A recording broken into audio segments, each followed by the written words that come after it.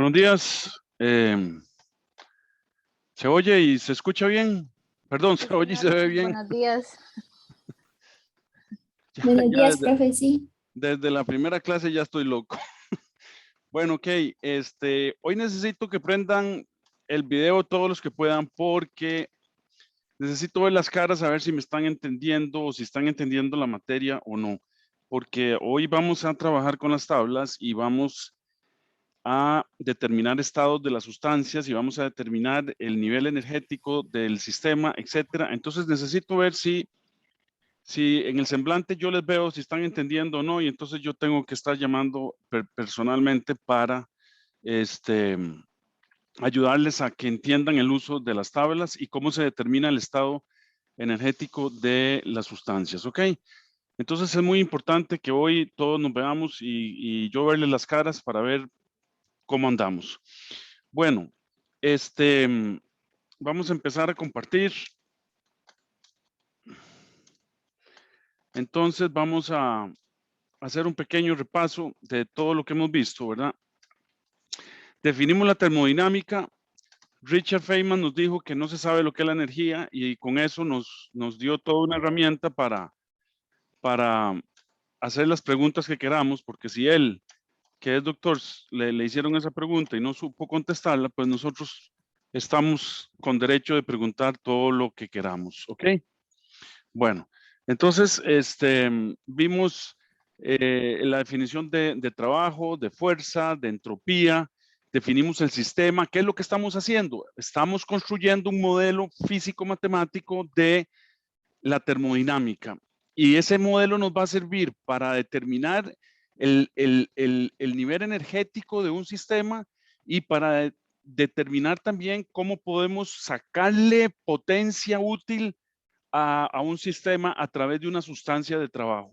Entonces estamos montando todas nuestras bases y todo nuestro sistema para poder predecir y manipular y diseñar máquinas y manipularlas y cambiarle las propiedades para ir aprovechando y obteniendo energía, ¿verdad? Vimos la diferencia entre el lenguaje matemático y la física, ¿ok? Definimos el equilibrio. Hay dos equilibrios, el equilibrio térmico y el equilibrio mecánico. ¿De acuerdo? ¿Alguna pregunta por ahí? Bien.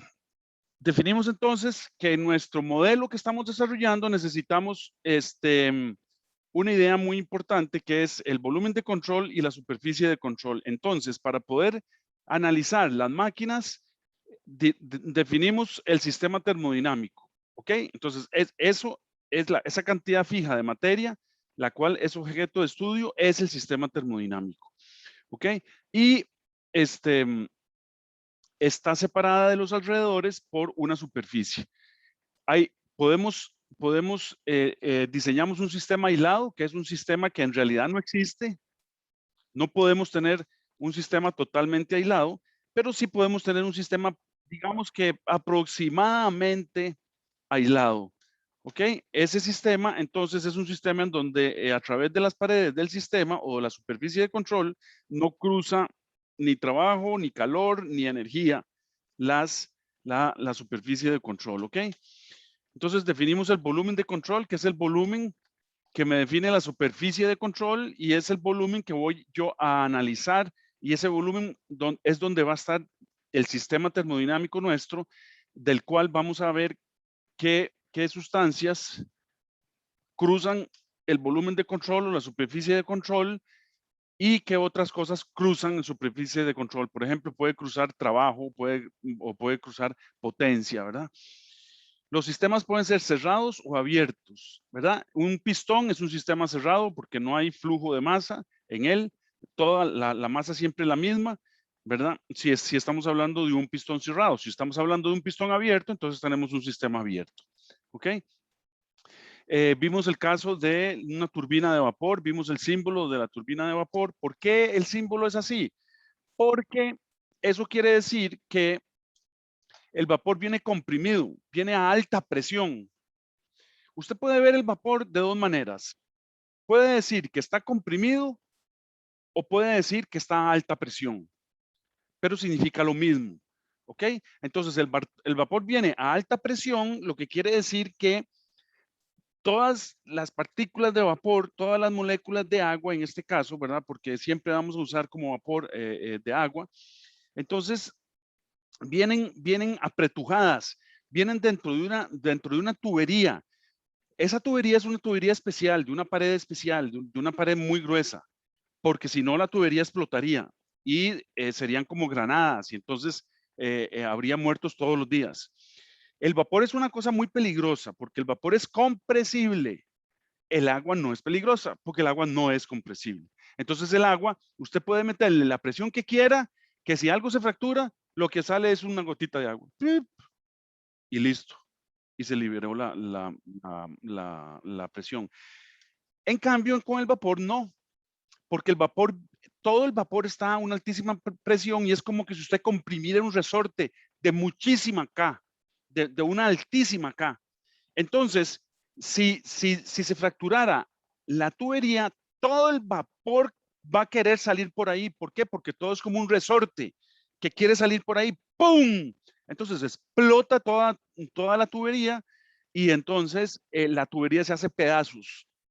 O digamos una caldera donde se está haciendo vapor. Se le está metiendo calor al agua para obtener vapor, para mover otras máquinas.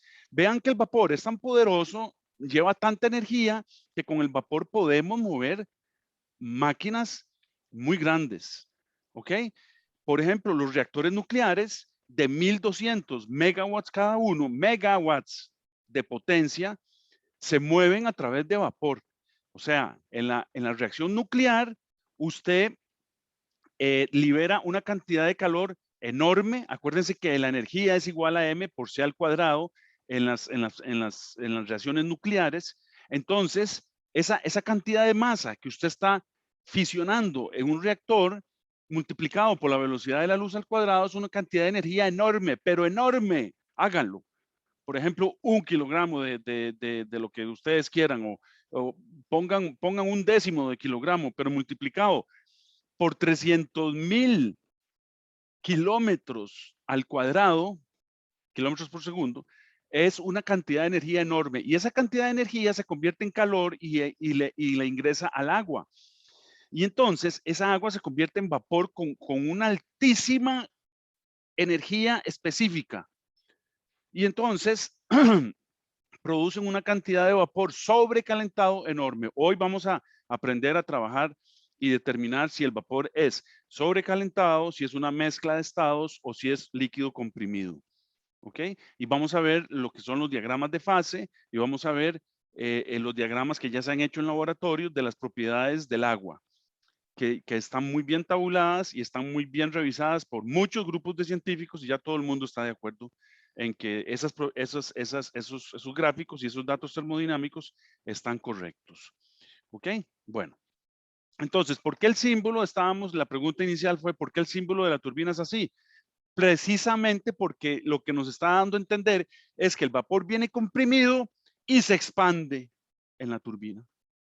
Entonces, el vapor se va expandiendo y va pasando por las etapas de las turbinas. Voy a enseñarles.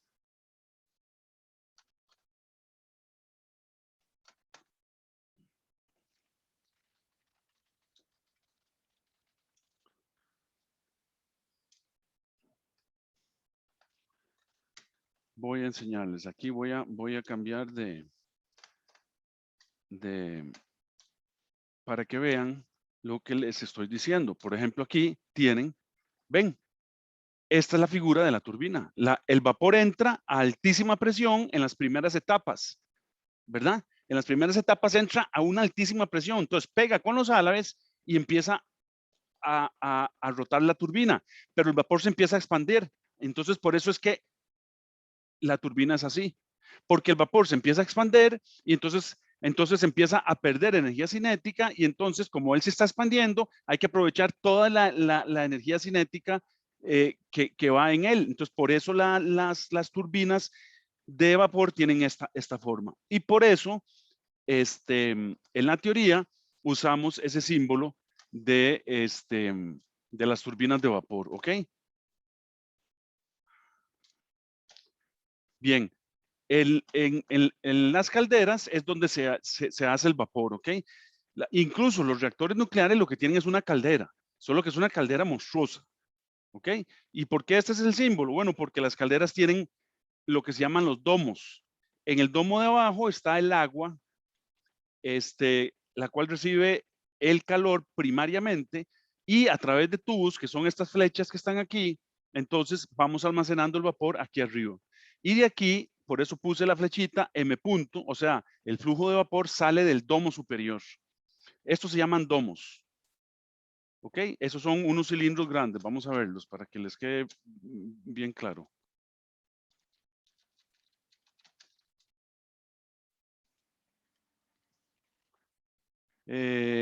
Vamos a ver, estas son muy pequeñitas. Déjenme ver si encuentro una grande. Profe, Sí, el funcionamiento de una turbina de un avión es el mismo funcionamiento de una turbina de vapor. no, semejante, Ok. pero no es el mismo, porque en la turbina de vapor usted no hace ninguna combustión. Aprovecha el vapor producido en una caldera para moverla. En una turbina de avión es una turbina de combustión interna. Entonces, es cierto, usted obtiene gases a alta temperatura y alta presión, pero a través de una combustión. ¿Ok? Vamos a ver, voy a resolver esas dos dudas. Vamos a irnos a internet un momentico. Ok, no, aquí vamos a poner mejor domos de calderas.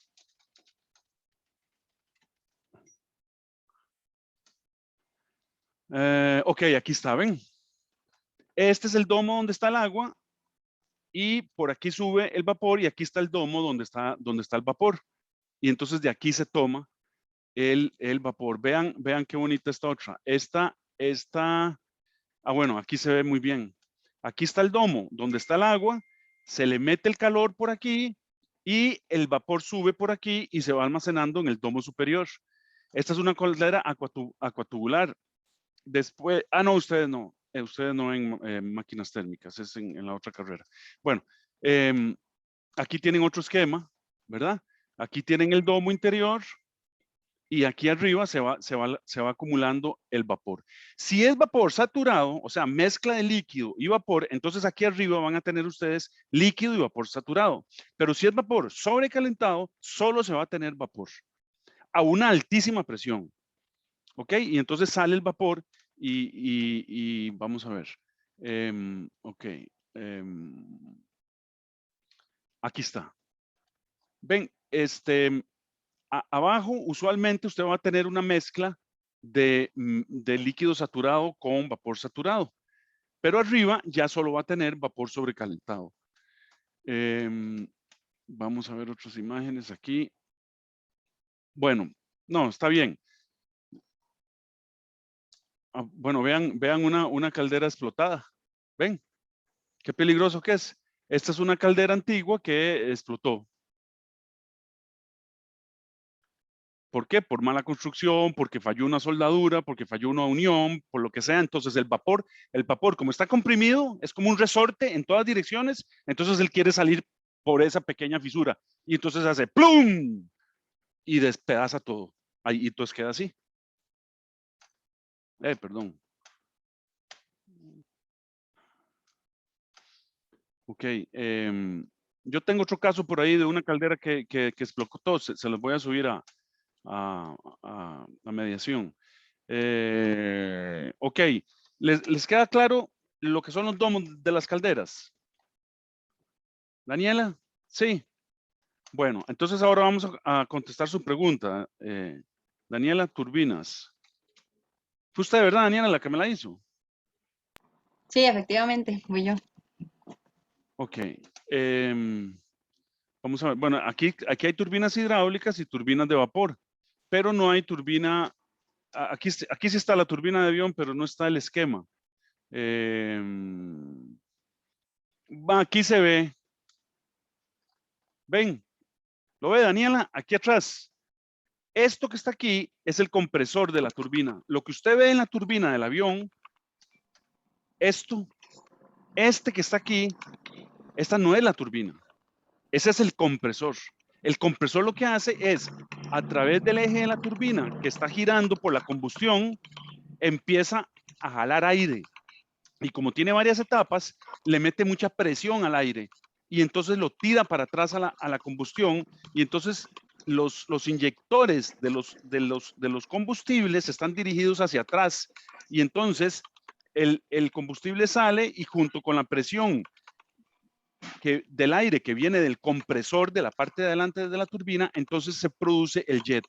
Pero vamos a verlo más claro aquí. Vamos a poner turbinas jet. Vamos a ver si vemos un esquema. Caramba, no está aquí.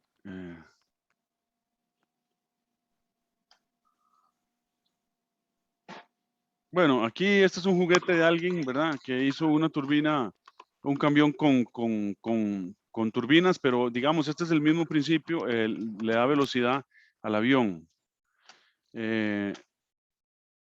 No, vamos a poner turbinas de combustión.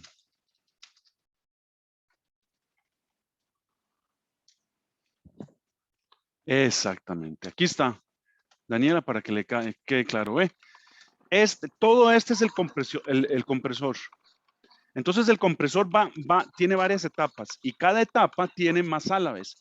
Eso quiere decir que mientras más álabes tenga, más presión le va levantando y empieza a disminuir el volumen de la cámara de compresión. ¿Para qué? Para que aumente la presión. Entonces entra por aquí y ve los inyectores. Entonces el inyector tira el combustible para allá y junto con el aire que viene del compresor, entonces se forma la combustión se expande y mueve la turbina. Estas 3 etapas que están aquí, esa es la turbina del avión, pero tiene un mismo eje. Entonces la turbina cuando arranca empieza a mover a la vez el compresor. Entonces la misma turbina se produce el mismo aire a alta presión para poder expulsar los gases de la combustión para atrás. ¿Lo ve? Sí, entonces sí, sí. Son turbinas, pero son turbinas distintas. Una usa vapor y la otra produce sus propios gases por una combustión. ¿De acuerdo? Bueno. De acuerdo, profe, por ahí. Ok.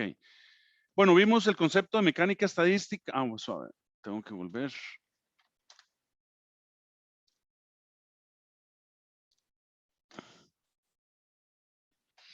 Ok, vimos el concepto de mecánica estadística y termodinámica clásica. La termodinámica estadística usa distribuciones, probabilidades y estadísticas y la teoría cinética de los gases, pero llega a las mismas conclusiones que la termodinámica clásica. Las dos teorías llegan a la primera, segunda y tercera ley de la termodinámica. Nosotros vemos la primera y la segunda ley de la termodinámica y la ley cero, que ya la vimos. ¿Ok?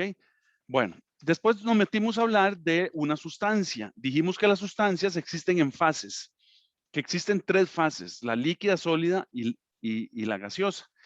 Dijimos que el estado es la condición energética en que se encuentra la sustancia o el sistema, ¿verdad?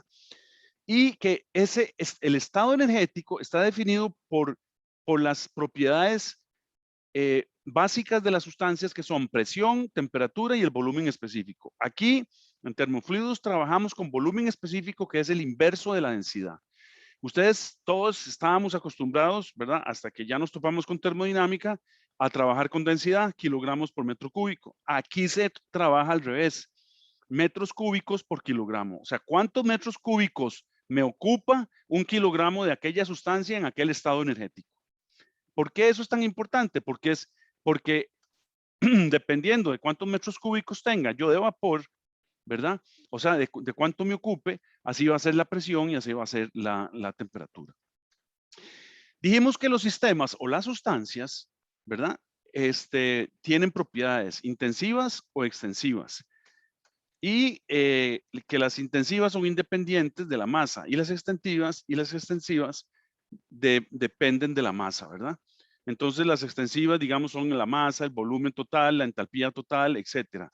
Y las propiedades extensivas por unidad de masa se convierten en intensivas, ¿ok? Como por ejemplo el volumen específico, ¿verdad?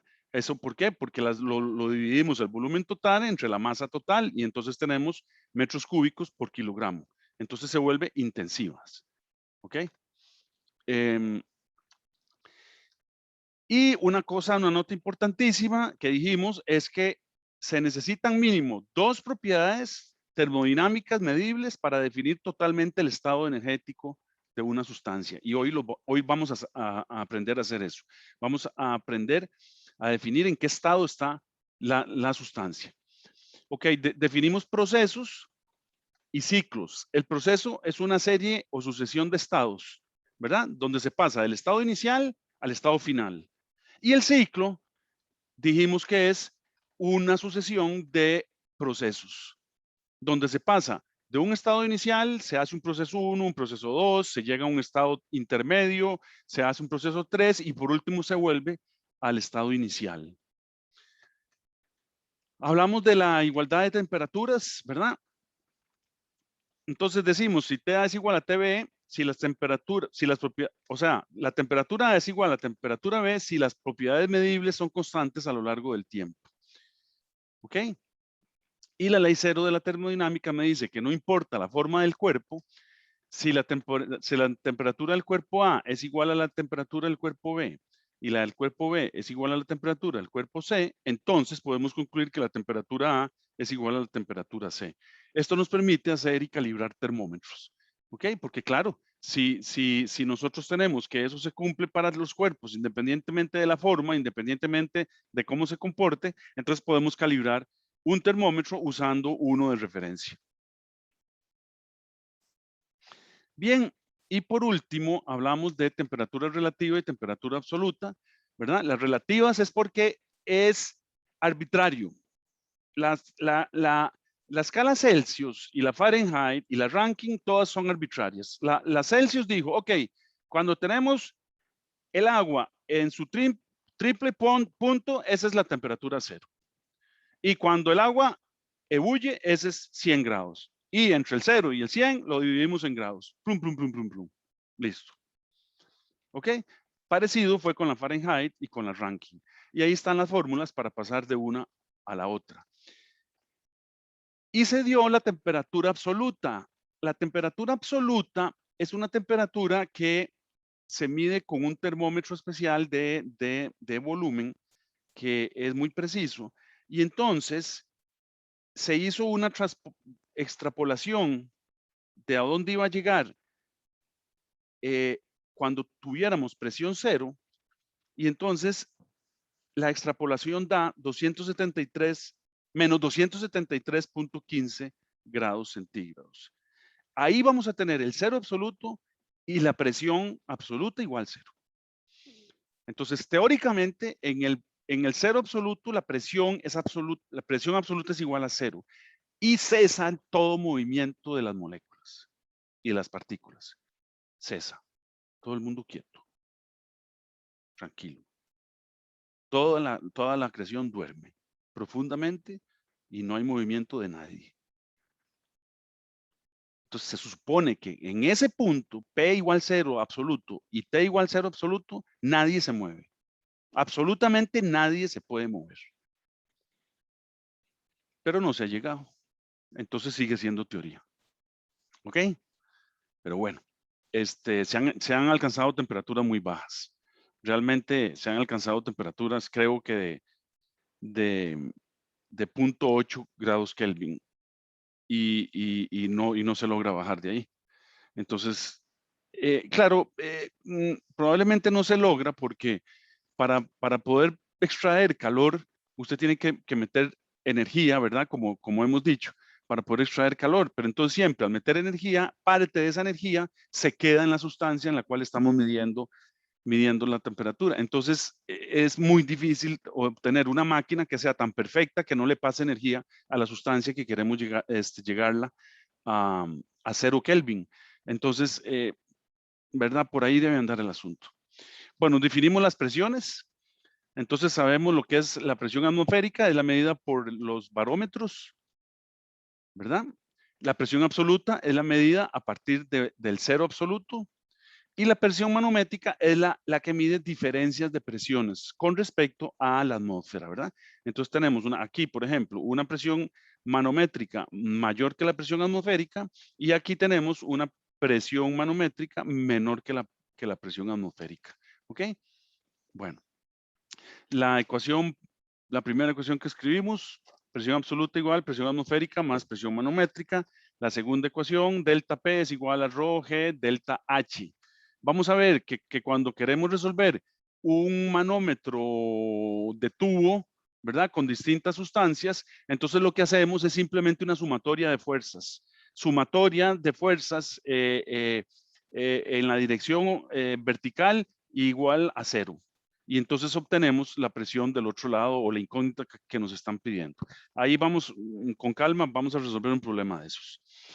Bien, definimos las sustancias puras y por último hablamos de equilibrio de fases en una sustancia pura. Esto es muy importante, muchachos, que lo entiendan y que quede bien claro en la cabeza. Dijimos que fases hay, fase líquida, fase sólida y fase gaseosa, ¿verdad?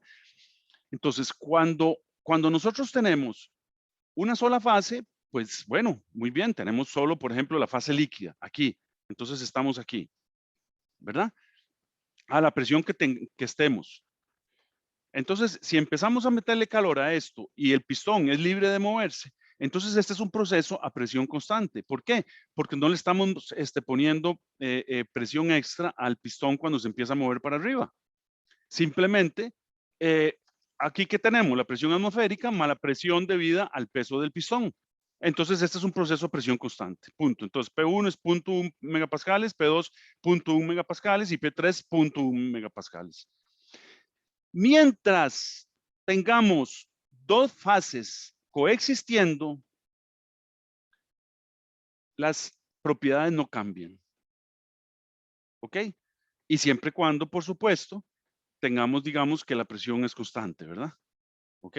Si la presión no es constante, entonces estamos mal, porque sí, entonces cambian las propiedades. ¿Ok? Pero una vez que tengamos las dos fases, las propiedades siguen siendo igual, la presión y la temperatura sigue siendo 0.1 megapascal y 99.6 grados centígrados. No importa cuánto calor usted le meta, siempre va a tener usted en el proceso a presión constante, cuando tiene las dos fases en equilibrio, las propiedades no le van a cambiar. Entonces, por más fuego que usted le meta a la cocina, cuando usted tiene agua hirviendo, sin tapa, a la atmósfera, es un proceso a presión constante, la temperatura del agua siempre va a ser 99.6. La temperatura de la superficie de la olla puede ser más alta, pero la temperatura del agua siempre va a ser 99.6. Bueno, esto es a nivel de mar. Aquí donde yo estoy les dije que es como 97, 98, ¿verdad? Y depende de donde ustedes están, allá en San Ramón debe ser menos, porque todavía están a más altura. Entonces va a ser 97, 96.5 por ahí. ¿Ok? Entonces, por más fuego que ustedes le metan a los huevos duros que están haciendo, la temperatura del agua siempre va a permanecer en 98. Entonces, lo único que están haciendo ustedes es desperdiciando energía, pagando más, si la cocina es eléctrica, pagando más electricidad, o si la cocina es de gas, están gastando más gas. ¿Ok? Entonces, una vez que el agua empiece a hervir, ustedes la ponen en mínimo. Siempre que les siga soltando burbujas, entonces ustedes tienen la misma temperatura y pueden cocinar las cosas a esa misma temperatura, gastando el mínimo de energía. ¿Ok? Es una leyenda urbana que meterle fuego, ponerlo máximo para que se cocine más rápido. No, no, no. Ponerlo en máximo para gastar más energía y para gastar más gas. Pero usted no va a cocinar las cosas más rápido poniéndolo en máximo cuando lo está haciendo a presión atmosférica. ¿De acuerdo? Bueno, cosa distinta a la olla mágica, dijimos, ¿verdad? Porque la olla mágica, sí, usted le empieza a meter este calor y entonces la olla mágica empieza a elevar la presión, elevar la presión, elevar la presión, y entonces la temperatura empieza a aumentar, aumentar, aumentar, hasta que la valvulita de arriba suelta. Una vez que la valvulita de arriba suelta, la presión y la temperatura siguen constantes. Así es que no importa cuánto más fuego usted le meta a la olla mágica, ya una vez que la valvulita soltó, o que está, ¿verdad? Ahí la presión y la temperatura permanecen constantes. Ese es un diferencial de vapor que provoca un diferencial en el cambio de la presión y de la temperatura. Esa es la mejor semejanza para que ustedes todos entendamos lo que es un diferencial. Ese poquitico de vapor que suelta, ese es un diferencial de masa que hace que la presión y la temperatura abajo sufran un diferencial de P y de T y entonces bajen. Cada vez que sale ese diferencial de masa, se produce un diferencial de presión adentro de la olla y entonces baja la presión, y un diferencial de temperatura y baja la temperatura. Entonces, cuando dejó de salir la masa, y adentro se empieza a elevar la presión. ¿Cuánto se eleva? Un diferencial de presión, un dP y un dt, y entonces vuelve a soltar la válvula. Ven qué interesante. O sea, a través de la olla mágica podemos entender diferenciales. Entonces, eso es grandioso. Entonces, nosotros, cuando estamos haciendo ese proceso, pueden ya ustedes explicarle a sus hermanitos que están sufriendo con cálculo diferencial e integral y que no saben lo que es un infinitésimo. Entonces usted le pone en la olla mágica y les dice, esto es un infinitésimo. Y entonces cuando le llegan ahí, usted le explica que cada vez que suelta ese poquito de masa, ese dm, adentro de la olla se produce un dp negativo y un dt negativo. Entonces vuelve a la presión inicial. Cuando cierra, se produce un diferencial de presión positivo y un diferencial de temperatura positivo. Entonces vuelve a soltar. Y en eso está la olla. Entonces ahí estamos nosotros cocinando los garbanzos, los frijoles, la lenteja, lo que usted quiera cocinar en la olla mágica, ¿verdad? O la mano de piedra que es tan dura, ¿verdad? Pero uno la hace en la olla mágica y rápidamente la cocina a alta presión y entonces se suaviza y queda muy rica para los sándwiches y ya me está dando hambre. Bueno, ok, entonces ya saben, ¿verdad? Ya van ustedes a pensar con mente matemática. Entonces estamos en presencia de un sistema que está bajo los efectos de diferenciales. Ok, sigamos. Entonces, por ahí vamos.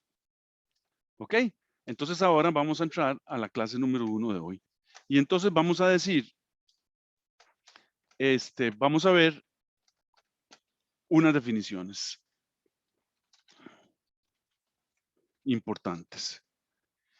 Entonces, vamos a decir, en un proceso como el anterior, ¿cuál es el anterior? El que les dije que tenemos fase líquida, le damos calor, pasamos a fase líquida y fase calor hasta que llegamos a solo vapor. ¿Ok? Entonces, en un proceso como el anterior, existe equilibrio térmico.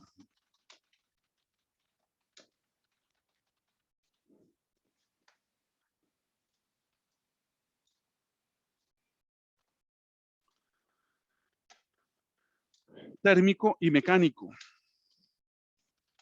En todo momento en que las dos fases, líquida y vapor, coexistan. Ojo lo que estamos diciendo, ¿verdad? Sin importar la cantidad de calor Q que se le introduzca al sistema. Este es el comportamiento natural en la vida real de las sustancias puras.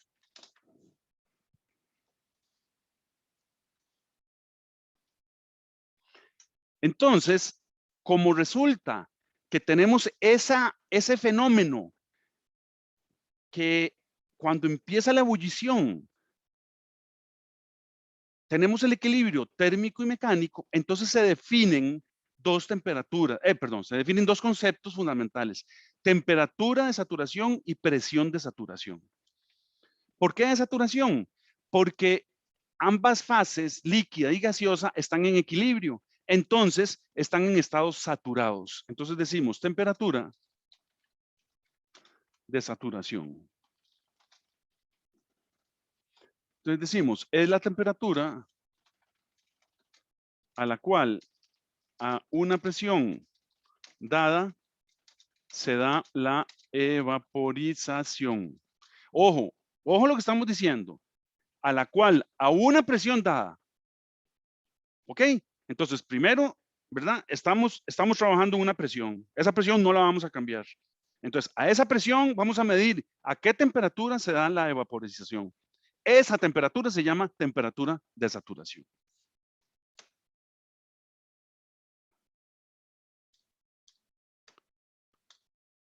Entonces, es la temperatura a la cual a una presión dada se da la evaporización. Esta presión se denomina presión de saturación. O sea,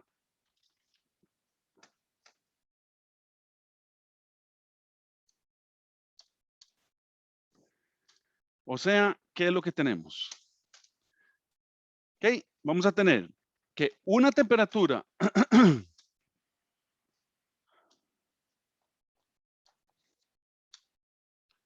vamos a tener que una temperatura ahí, de saturación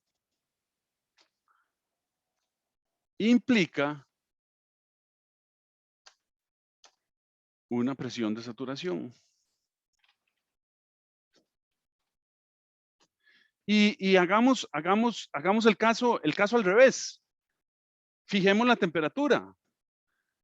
Entonces, a esa temperatura va a haber una presión a la cual se hace la evaporización. Eso se llama presión de saturación. ¿Ok?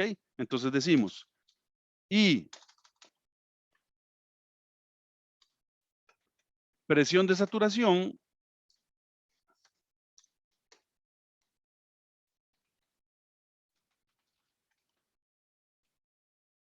implica una temperatura de saturación.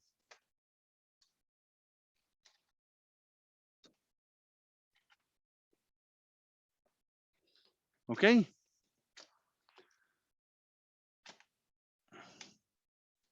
Por ejemplo,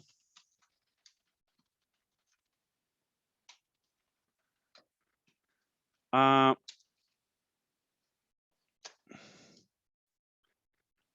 la presión de 0.1 megapascales se tiene que T igual,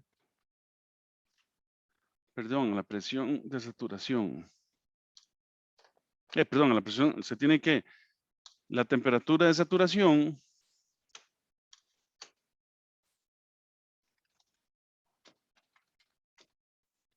es igual a 99.6 centígrados.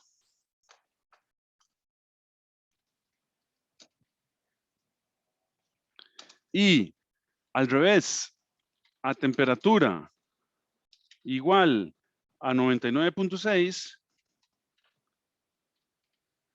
se tiene que la presión de saturación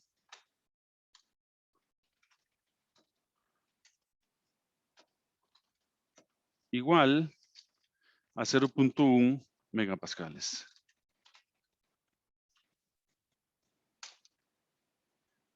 Ok, entonces en este momento vamos a abrir las tablas todos y vamos a tratar de entender. Todo el mundo sacando las tablas, por favor. Y entonces vamos a tratar de entender. Yo voy a sacarlas aquí y voy a trabajar las compartidas. Ok, vamos a ver. Profe, Dígame, Lindsay. eso que estamos hablando de temperatura de saturación y todo eso, ¿es parecido a lo del punto crítico? No, el punto crítico es otra cosa, Lindsay. El punto crítico es el punto a partir del cual no se sabe en qué estado estamos. Okay. Y tiene que distinguirlo con respecto al punto triple. El punto triple es en el cual la sustancia coexiste en las tres fases: sólida, líquida y gaseosa. Por ejemplo, para el agua 0.4 grados. A esa temperatura y temperatura atmosférica, el agua coexiste con sólido, líquido y vapor. ¿Ok? Pero cuando llegamos al punto crítico y más allá de él, no se sabe en qué fase estamos. Las sustancias se vuelven locas. De claro, demasiada presión y demasiada temperatura, ¿verdad? Cualquiera se vuelve loco. ¿Ok? Bueno, entonces vamos a ver. Vamos a abrir las tablas.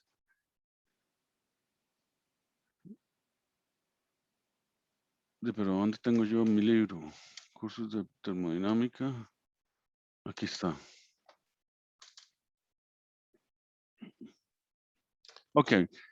¿Todo el mundo con las tablas? Voy a expandirlos aquí en la otra pantalla para verlos a todos. Para verles las caras, para ver si nos estamos entendiendo. Bueno, los estoy viendo a todos. María del Carmen no prende la cámara. Lady no que prende la cámara. Luis Fernando tampoco. Víctor Hugo tampoco. Francisco Javier tampoco. Y Andrea María tampoco. Necesito verlos y verlas. No se preocupen de que no estén peinados. Yo nunca me peino. Ok, sigamos, ¿verdad? Entonces vean. Estamos...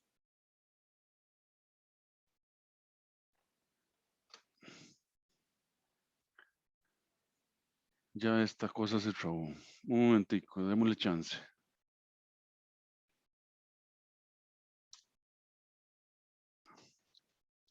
Ah, bueno, no, eso debe ser otra cosa. Ok, entonces aquí está el índice. ¿Me están viendo en la pantalla mía con las tablas? Sí, ok. Bueno, entonces aquí está el índice de las tablas que tenemos, ¿verdad? Entonces vamos a ir viéndolas. No las vamos a usar todas porque este no es un curso intensivo de termofluidos o de termodinámica, pero sí vamos a ver todas las básicas que nos ayudan a entender todos los procesos en las industrias. ¿Ok? Entonces, a ver, empecemos a pasar. Ustedes tienen su tabla ahí. La tabla 1 es la masa molar, la constante del gas y los puntos críticos. ¿Ok? Eso que me estaba preguntando Lindsay, el punto crítico. ¿Ok? El punto a partir del cual ya no se sabe en qué fase está. A veces se comporta como líquido, a veces como vapor, a veces como mezcla, a veces como... la sustancia se vuelve loca. Ok. Entonces, ahí está la fórmula química, por ejemplo, del amonio, del argón, del benceno, etcétera. Y hay varias sustancias, las más usadas. Entonces está la masa molar, que se representa por la letra M mayúscula, y las unidades son kilogramos por kilomol. ¿Ok? Y aquí abajo hay una nota. Dice, las unidades de kilojulios por kilogramos grado Kelvin es equivalente a kilopascales metro cúbico entre kilogramos grado Kelvin. Eso es una nota sobre unidades. Eso es muy fácil hacerlo. Ustedes agarran un papel y lo hacen y lo comprueban, ¿verdad? Pasan de kilopascales metro cúbico entre kilogramo Kelvin y lo pasan a kilojulios por kilogramo Kelvin. Y la constante del gas se calcula de R igual a R0 entre M, donde R0 es 8.31447 kilojulios por kilomol Kelvin y M es la masa molar. Entonces ahí está aclarado de dónde sale este R, ¿verdad? Esta. Cuyas unidades son kilojulios por kilogramo Kelvin. Ahí tenía el asterisco para que lo viéramos. Bueno, ahí vamos a ir usando esta tabla poco a poco, ¿ok? Y aquí están los puntos críticos, ¿verdad? Donde ya a partir de ahí ya no se sabe qué hay. Por ejemplo, para el agua, ¿dónde está el water? Aquí, ¿verdad? Vean la presión tan altísima y la temperatura tan altísima del punto crítico del agua. 647 Kelvin y 22 megapascales. 22 por 10 a las 6 pascales. O sea, es una presión realmente bárbara. Y el volumen específico, 0.05 metros cúbicos por kilomol. Bueno, eso tengan paciencia, vamos a ir aprendiendo a trabajar con el volumen específico, ¿verdad? Ok, sigamos. La tabla 2 es los calores específicos para los gases ideales tratando a los gases como gases ideales, ¿ok? Entonces, ahí están la constante R, el calor específico a presión constante y el calor específico a volumen constante. Y esta acá, después vamos a ver lo que es. Bueno, aquí ya empiezan las calores específicos de los gases ideales, ¿verdad? O sea, de varios gases tomándolos como que si fueran gases ideales, ¿ok? El gas ideal es un gas que no existe, pero hay una teoría cinética de los gases que tiene una ecuación de estado que la vamos a ver, que ya ustedes la han visto en química, y que es P por U igual a nRT. Esa es la ecuación de estado de los gases ideales. Se llaman ecuaciones de estado porque conociendo dos propiedades fundamentales podemos encontrar la tercera y entonces determinamos el estado de la sustancia, en qué estado se encuentra. ¿Ok? Bueno, ahí está el CP, el CV y el K. Y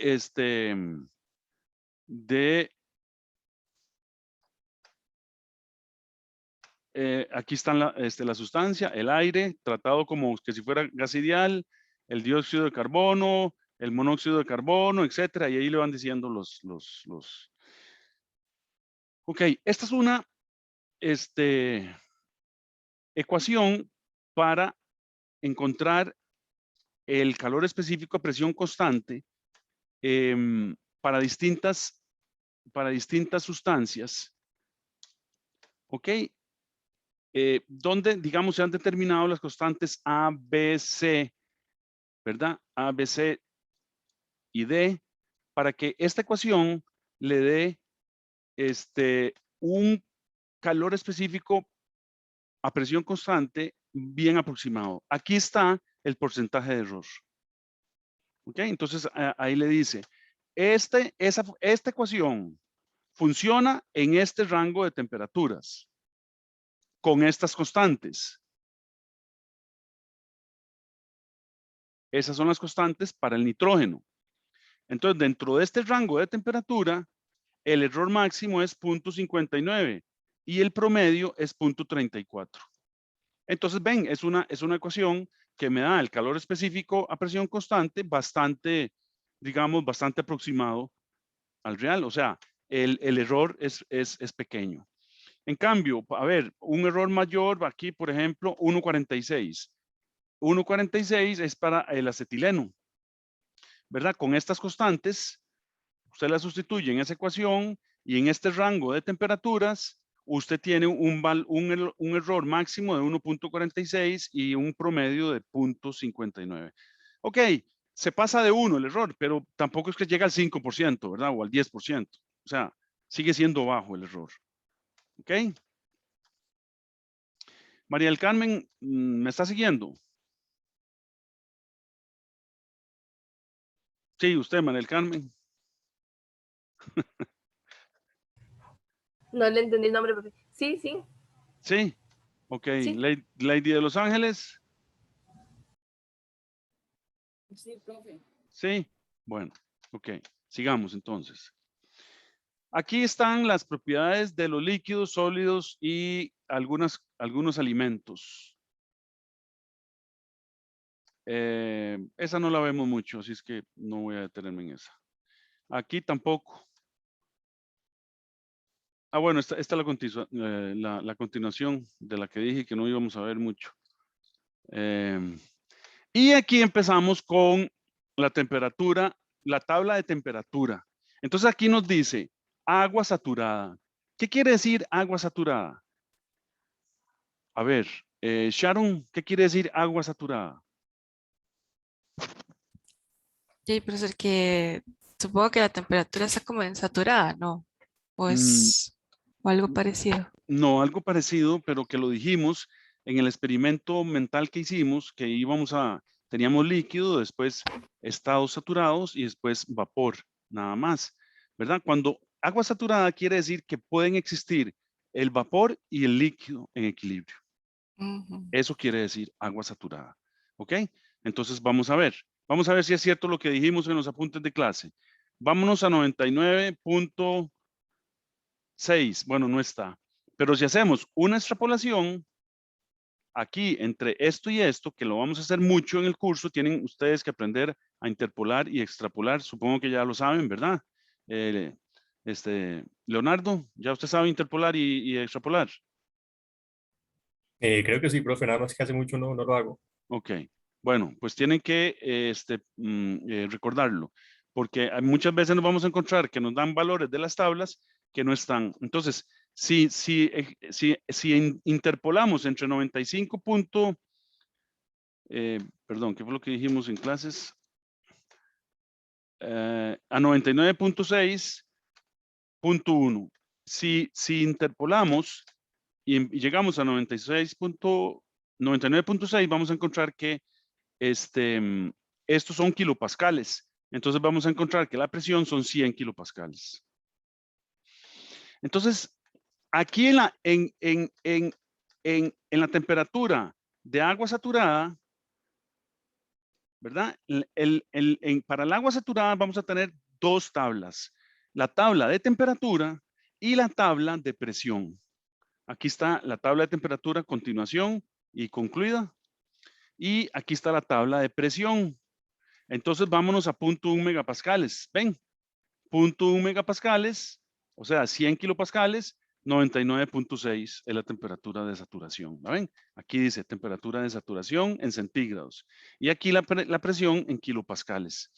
Entonces, para cada presión vamos a tener una temperatura de saturación. Y para esos dos datos nos van a dar el volumen del líquido saturado. En inglés es fluid.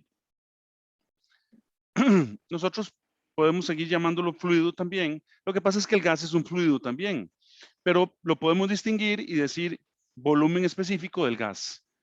Y para no enredarnos con la tabla, porque está en inglés, entonces nosotros podemos llamar volumen del fluido líquido, ¿verdad? Y uno se mete en la cabeza de que estamos hablando cuando es F, es líquido, y cuando es G, es gas o vapor, ¿verdad? Entonces, Irina, ¿me sigue?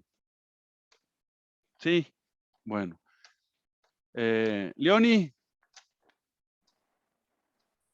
Sí, profe. ¿Estamos en todas? Sí. Ok. Sí. Jacqueline. Sí, profe, aquí voy guiándome con el libro. Ok, bueno, muy bien. Bien, ok. Entonces, por el momento vamos a llegar hasta aquí.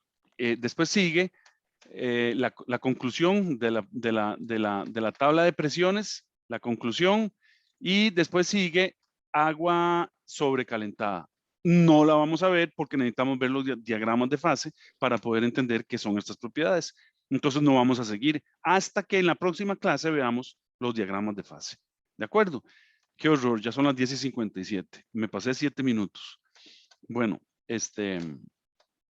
entonces quedamos aquí por el momento y les aviso por el chat cuando seguimos. ¿Ok? Bueno, profe. De Bueno, acuerdo, pura profe. vida.